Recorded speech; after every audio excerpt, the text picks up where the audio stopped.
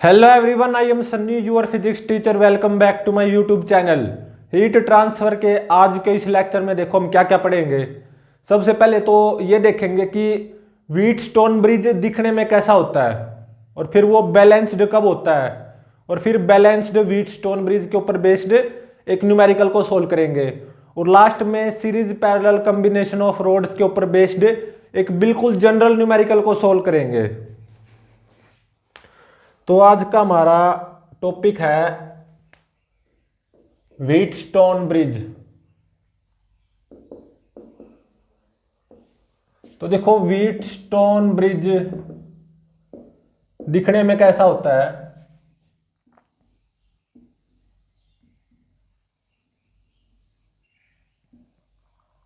Wheatstone bridge दिखने में कुछ ऐसा होता है।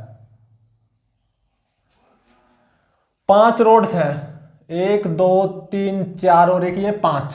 ठीक है, ये एंड यहां पे TH टेम्परेचर पे है और ये एंड यहां पे TL टेम्परेचर पे है, हायर टेम्परेचर लोअर टेम्परेचर। ठीक है, इस रोड का थर्मल रेजिस्टेंस मान लो R1 है, इस रोड का थर्मल रेजिस्टेंस R2 है, इस रोड का थर्मल रेजिस्टेंस R3, इस रोड का थर्मल रेजिस्टेंस R4, इस रोड का थर्मल रेजिस्टेंस R5। ठीक है, और स्टेडी स्टेट है। तो देखो दिखने में तो हमारा व्हीटस्टोन ब्रिज ऐसा होता है। ठीक है, अब हम ये देखेंगे कि ये व्हीटस्टोन ब्रिज बैलेंस्ड कब होगा, मतलब बैलेंस्ड व्हीटस्टोन ब्रिज के बारे में पढ़ेंगे। इसी को यहां पे रीड्रॉ कर लो।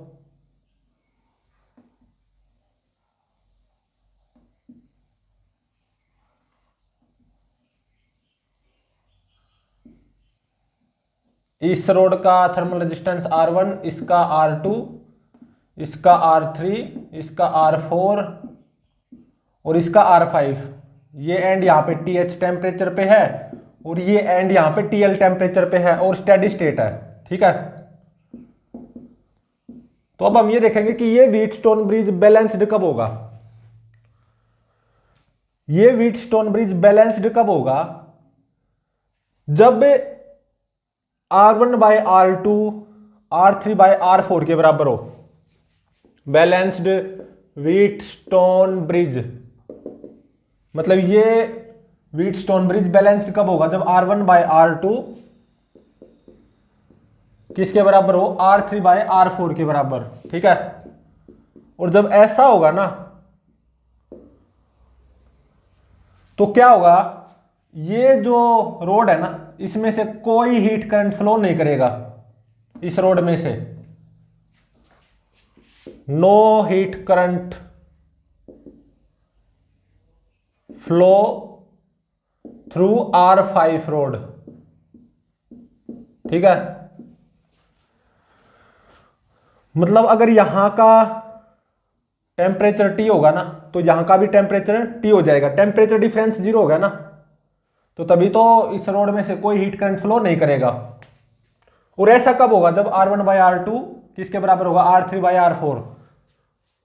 तो जब R1 by R2 R3 by R4 के बराबर होगा तो ये Wheatstone bridge balanced Wheatstone bridge कहलाएगा। ठीक है, तो यहां का टेम्परेचर अगर T होगा तो यहां का टेम्परेचर भी T होगा, मतलब इस रोड में से कोई हीट करंट फ्लो नहीं करेगा। ठीक है, no heat current flow through this rod. और ऐसा कब होगा, जब R1 बाय R2 किसके बराबर होगा, R3 बाय R4 के बराबर। ठीक है, अब इसको प्रूव करो। इसका प्रूफ देखो, मैं यहां पे ऐसा मान के चल रहा हूं कि इस रोड में से कोई हीट करंट फ्लो नहीं करेगा। ठीक है, तो मुझे प्रूव क्या करना होगा, R1 by R2 is equal to R3 by R4, ये मुझे प्रूव करना होगा। ठीक है, और स्टेडी स्टेट है तो मान लो इस रोड में से I1 करंट फ्लो किया तो इस रोड में से भी I1 करंट फ्लो करेगा और इस रोड में से मान लो I2 करंट फ्लो किया, तो ऐसे ही तो जाएगा I2 हीट करंट। ठीक है, मतलब ये जो रोड है ना, इसमें से कोई हीट करंट फ्लो नहीं करेगा, मैं ऐसा मान के चल रहा हूं। ठीक है, तो इसमें से I1 हीट करंट फ्लो किया तो वो इसी में तो जाएगा, इसी रोड में I1 हीट करंट। यहां पे I2 हीट करंट फ्लो किया तो वो ऐसे ही तो जाएगा इस रोड में I2 हीट करंट। ठीक है, तो अब देखो यहां से TH minus T, obviously steady state है, TH माइनस टी, ये टेम्परेचर डिफरेंस किसके बराबर आएगा, I1 इंटू में R1। ठीक है, और यहां से TH माइनस टी किसके बराबर आएगा, I2 इंटू में R3। और अब देखो T माइनस TL, ये किसके बराबर आएगा, I1 इंटू में R2। और यहां से T minus TL I2 into में R4 के बराबर आएगा। ठीक है, तो क्या करो, इन दोनों को डिवाइड कर दो, I1 से I1 कैंसिल हो जाएगा, I2 से I2, तो R1 बाय R2 किसके बराबर आ गया, R3 बाय R4 के बराबर। प्रूव हो गया, हैंस प्रूव्ड। ठीक है, तो इसका मतलब जब R1 by R2 R3 by R4 के बराबर हुआ तो मेरा व्हीटस्टोन ब्रिज बैलेंस्ड हो जाएगा। तो मतलब इस रोड में से कोई हीट करंट फ्लो नहीं करेगा स्टेडी स्टेट पे। ठीक है, मतलब जो यहां का टेम्परेचर होगा वही टेम्परेचर यहां का होगा स्टेडी स्टेट पे, कैपिटल टी। तो एक तरह से जब R1 by R2 R3 by R4 के बराबर होगा तब व्हीटस्टोन ब्रिज बैलेंस्ड हो जाएगा, मतलब इसमें से कोई हीट करंट फ्लो नहीं करेगा इस रोड में से। तो मैं इस रोड को यहाँ पे हटा भी सकता हूँ। ठीक है, कोई हीट करंट तो फ्लो कर ही नहीं रहा, तो इसको मैं इस रोड को यहाँ पे हटा भी सकता हूँ। ठीक है, तो अब हम बैलेंस्ड व्हीटस्टोन ब्रिज के ऊपर बेस्ड एक न्यूमेरिकल को सोल्व करेंगे।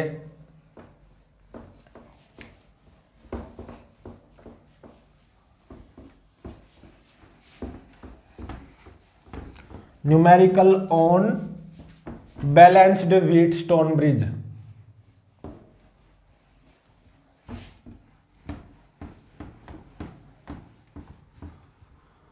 तो देखो इस न्यूमेरिकल में क्या गिवन है,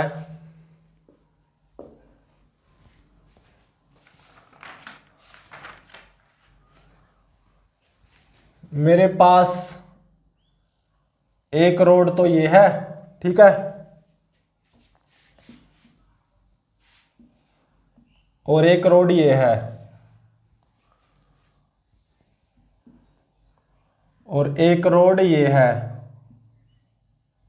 ठीक है, और एक रोड यहां पे लगी हुई है। ठीक है, इस रोड के पैरेलल में एक और रोड है। ठीक है, और यहां पे एक रोड और लगी हुई है।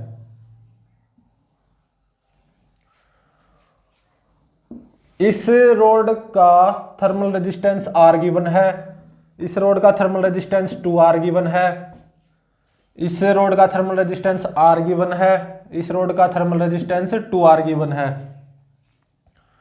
और इस रोड का थर्मल रेजिस्टेंस भी 2R गिवन है। ठीक है, और इस रोड का थर्मल रेजिस्टेंस X। ठीक है, और यहां का टेम्परेचर है TH, ये TL, higher temperature lower temperature, और स्टेडी स्टेट है। ठीक है, तो यहां पे फाइंड आउट क्या करना है, X की वैल्यू बताओ कि इस रोड में से कोई हीट करंट फ्लो ना करे।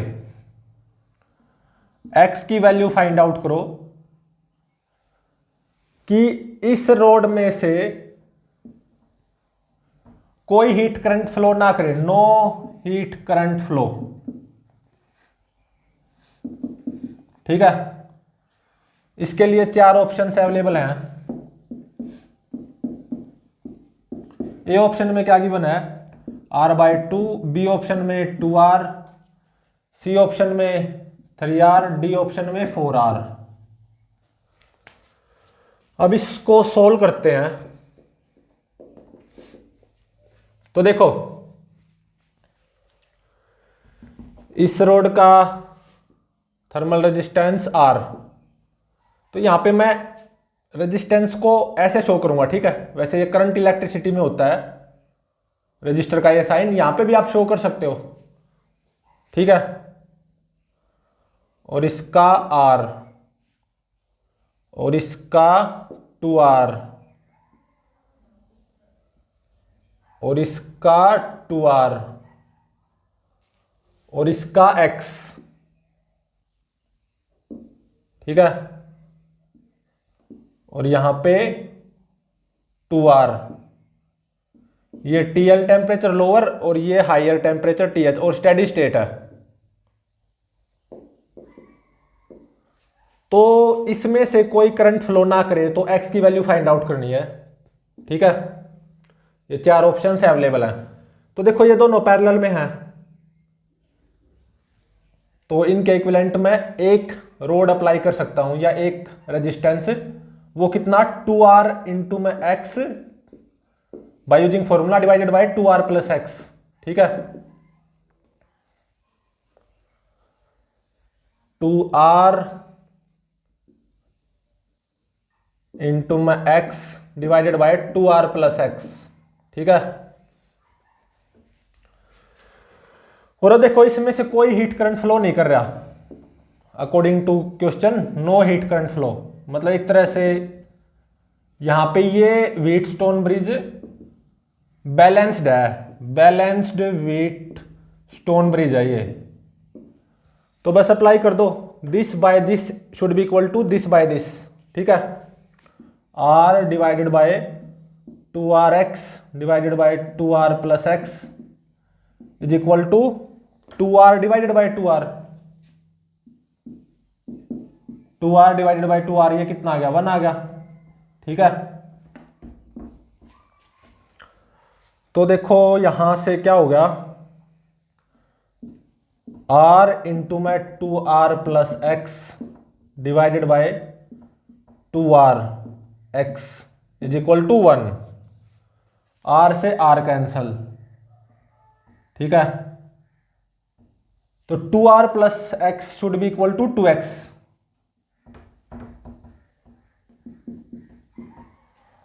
तो 2X minus X is equal to 2R। तो ये मेरा आंसर आ गया, X की वैल्यू आ गई 2R।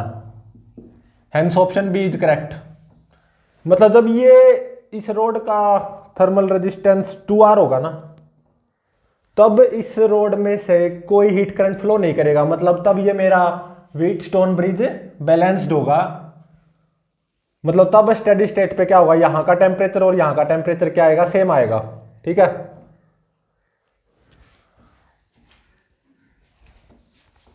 तो अब देखो सीरीज पैरेलल कॉम्बिनेशन के ऊपर बेस्ड एक बिल्कुल जनरल न्यूमेरिकल को सोल्व करेंगे। Series parallel combination of rods के ऊपर बेस्ड एक बिल्कुल general numerical, JEE mains level का न्यूमेरिकल।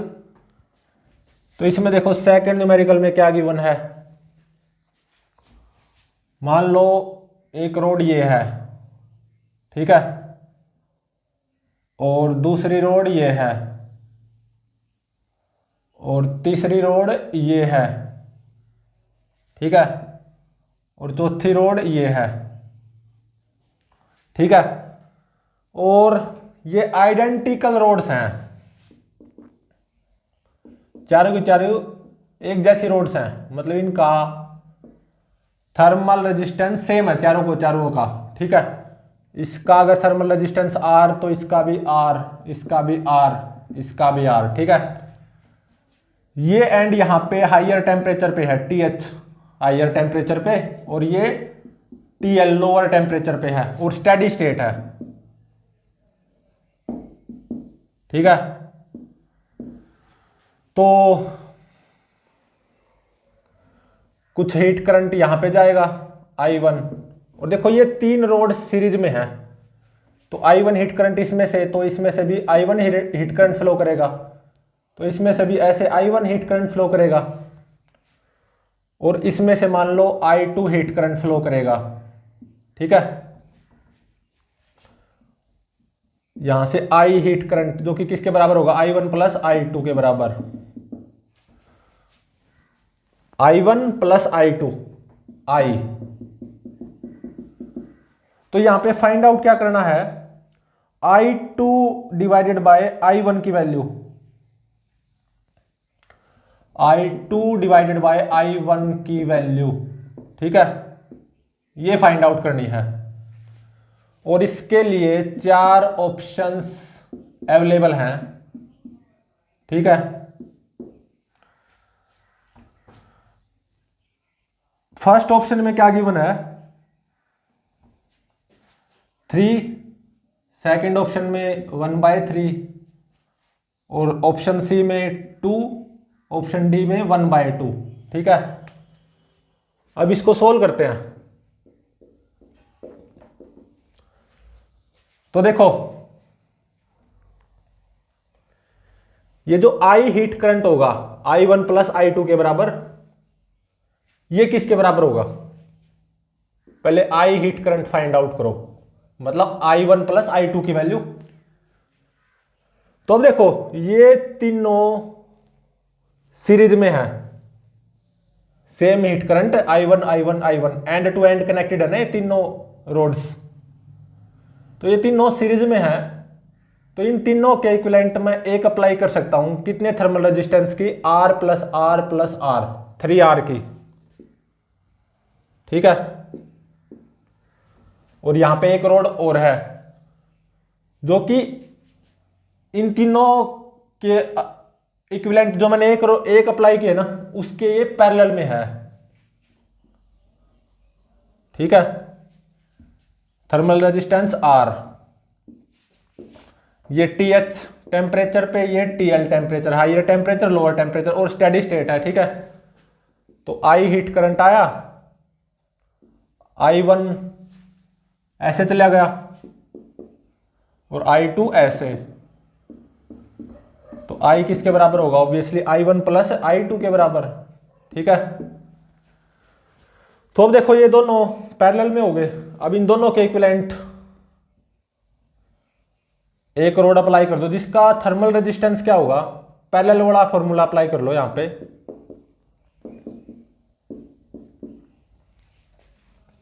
3R इंटू में R divided bye 3R plus R, 4R, एक R से एक R खत्म, तो 3R/4, ठीक है। 3R/4 मतलब मैं यहां पे इन 4 रोड के इक्विवेलेंट में एक रोड अप्लाई कर सकता हूं जिसका थर्मल रेजिस्टेंस क्या होगा, 3R/4। तो यहां से देखो I कितना आ गया, TH minus TL divided by 3R/4, ठीक है। Temperature difference divided by this resistance 3R/4, तो 4 ऊपर चला गया, ठीक है। तो यहां पे ये जो टेम्परेचर डिफरेंस है ना TH माइनस TL, इसको अपनी तरफ से डेल्टा T का नाम दे लो ताकि अच्छा लगे, और तो कुछ नहीं। तो 4 delta T divided by 3R, इतना आ गया I की वैल्यू। तो अब देखो I1 कितना आएगा, तो देखो ये दो पैरेलल में हो ना, और यहां पे टोटल करंट I, तो इसमें से I1 करंट कितना फ्लो करेगा, तो ये ट्रिक है, एक तरह से आप इसको ड्राइव भी कर सकते हो, प्रीवियस लेक्चर में बताया था मैंने। तो I1 कितना होगा, ये I, ठीक है, इनटू में सामने वाला resistance R divided bye 3R plus R 4R, R से R कैंसल, तो I1 कितना आ गया I/4, ठीक है। और I2 ये कितना हो जाएगा I माइनस I1, या again using same trick I2 कितना हो जाएगा, ये टोटल करंट I इंटू में इसके सामने वाला resistance 3R divided by sum of resistance 3R plus R 4R, तो ये कितना आ गया 3I/4, ठीक है। तो फाइंड आउट क्या करना है, I2 बाय I1 की value, I2 divided by I1 की वैल्यू, तो ये कितनी हो जाएगी 3I/4 डिवाइडेड बाय I/4, तो ये कितना हो गया 3I इंटू में 4 डिवाइडेड बाय 4I, I से I खत्म और 4 से 4 खत्म, तो ये कितना आ गया 3 आ गया, ठीक है। I2 बाय I1 की वैल्यू फाइंड आउट करनी थी, 3I, ये मेरा आंसर हो गया, hence option A is correct. तो देखो ये जो टोटल हीट करंट है ना I1 प्लस I2, जिसको मैंने I बोला है, 4 डेल्टा T बाई 3R जो आया है, TH माइनस TL को मैंने टेम्परेचर डिफरेंस माना है डेल्टा T अपनी तरफ से, TH माइनस TL को डेल्टा T बोल दिया था, तो ये जो टोटल हीट करंट होगा I1 प्लस I2, ये कितना होगा 4 डेल्टा T बाई 3R। वैसे यहां पे ये भी निकालने की कोई जरूरत नहीं थी, क्योंकि यहां पे देखो I से I कट गया, कैंसिल हो गया, तो निकाल लो या ना निकाल लो वो आपकी मर्जी है। हाँ, ये निकालने से क्या है, I की value 4 delta T by 3R जो आई है, इसके निकालने से I1 और I2 दोनों की इंडिविजुअल वैल्यूज निकाल सकते हो आप। I1 कितना हो जाएगा I/4 मतलब delta T divided by 3R, और I2 कितना हो जाएगा 3I/4, ठीक है, 3I/4 मतलब डेल्टा T बाई R, ठीक है।